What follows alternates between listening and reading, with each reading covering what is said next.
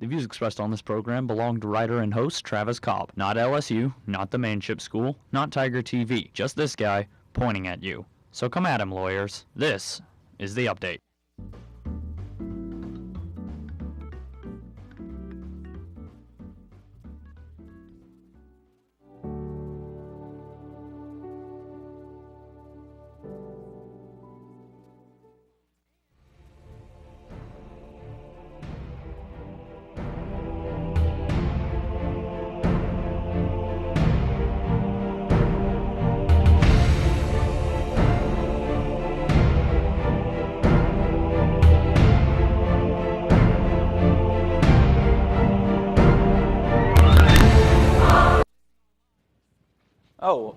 Hi there. I don't really know if I have a show for you. This new season of House of Cards was incredibly distracting. All right, well, let's see what the prompter says. I'm Travis Cobb. Welcome to The Update. Yeah, let's go with that. We start in a place with conflict seemingly as fictional to Americans as the popular Netflix show, Syria. Secretary of State John Kerry condemned the Syrian government Sunday. If I know anything about politics, is that condemning a country means they did something bad. What could it be? Talks between the regime and the opposition broke down Saturday after hours of negotiations, and so far no date has been set to restart those talks. Traveling in Jakarta, Kerry says the White House is now looking at other options to respond to the civil war. Other options, eh? But haven't we been doing so well to stay out of an armed conflict that could distract the United States from what's going on here? President Clinton was presented a number 42 jersey during halftime of Saturday's men's basketball game for his support of the Razorbacks. Hey, LSU just lost to those guys. I don't want to see what's happening here. Back to Syria. The policy toward Syria has been an abysmal failure and a disgraceful one. Abysmal, failure, disgraceful. And John McCain knows a thing or two about that. But let talking about Sarah Palin overshadow the validity of what John McCain is saying. Again.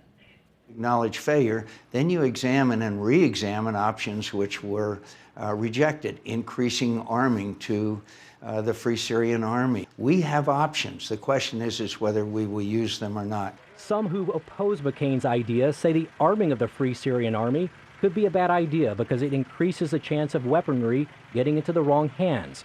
But McCain rejected that notion. Isn't it a terrible idea to do nothing? The fact is that we still have a viable opposition. What to do? Arm the rebels or don't. Unfortunately, foreign diplomacy isn't just black and white, red pill or blue pill. We crossed from Turkey into northern Syria, escorted by armed rebels. For months, these lands were under the brutal and merciless control of ISIS, the Islamic State of Iraq and Syria. Wait, did they just say Iraq? Okay, we really should take a step back and look at this. Yes, more needs to be done in Syria. Yes, what is happening there is a humanitarian crisis. But sending arms to help people isn't the best long-term strategy.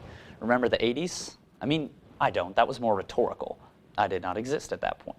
If anything is going to happen in Syria, it can't fall solely on Americans to get the job done. The president says he's working to help Syria. On Friday, he spoke with Jordan's King Abdullah to find ways to bring peace to the country. But we do have to take more of a lead than talking. Coming up and missing the mark when shooting someone because you're scared of them becomes okay. Hint, it isn't. And we agree with Mr. Davis on this point, Ron Davis. There was no winners. Everybody lost something in this. The Davis family lost their son. Their son's birthday was supposed to be tomorrow, and that's going to be hard for them. So I think tomorrow there's going to be two sets of families that are going to be grieving because of what happened here tonight. Welcome back to The Update. Missing the mark is going to Florida and a shooting incident. No, it isn't 2013 again. The Florida jury was unable to agree on whether Michael Dunn committed murder or acted in self-defense when he shot 17-year-old Jordan Davis in November 2012. This was the most serious charge Dunn faced. However, the jury did find him guilty on 3 counts of attempted murder and 1 count of shooting into a car. Prosecutors say Dunn meant to kill Davis and 3 of his friends when he fired his gun at their SUV after an argument over loud music in a Jacksonville parking lot. What are you arguing over loud music in a parking lot for anyway? It's a parking lot. Just drive over someone else. That's not your property. Your ears don't have the right to stand their ground.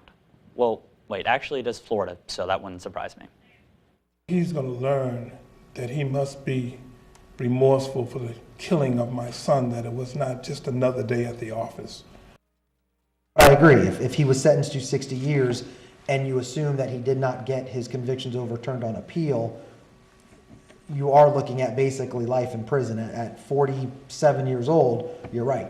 That's a life sentence, regardless of count one. We should feel more sorry for the guy who shot his gun in a parking lot because he didn't like the music. If loud music is an appropriate argument for self-defense, I'd hate to be any bar owner where that guy used to go. Anyway, when did it become fact that if you shoot into a car full of people, you're automatically trying to kill them? He couldn't have possibly been trying to shoot the volume down just a smidge. After all, the Second Amendment gives us the right to bear arms and fire them at strangers in parking lots. Not as sure on that second part. Anyway, we're talking about guns, and almost as if it weren't coincidence, George Zimmerman talked about that and himself today. I think about that night, and I think my life would be tremendously easier if I had stayed home. I'm hearing this from the defense attorney in Zimmerman. The regret is there. So is that an admission of wrongdoing? Feelings about self-defense and where the line should be and what's right and what's wrong. Do you have thoughts about that?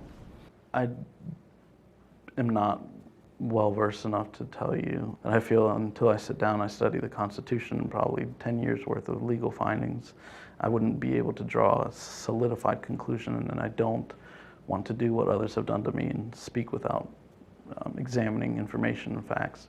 I do, however, support our Second Amendment right. Look, you can bear arms all you want. Get them from actual bears. I don't care. Go nuts. But look, vigilante justice is injustice. In fact, these incidents can't even be called vigilante. They're horrible. They're tragic. They're murder. Oh, wait a second. Shooting teenagers for loud music in a gas station parking lot or after stalking them around a neighborhood isn't murder. It's a mistrial or a not guilty.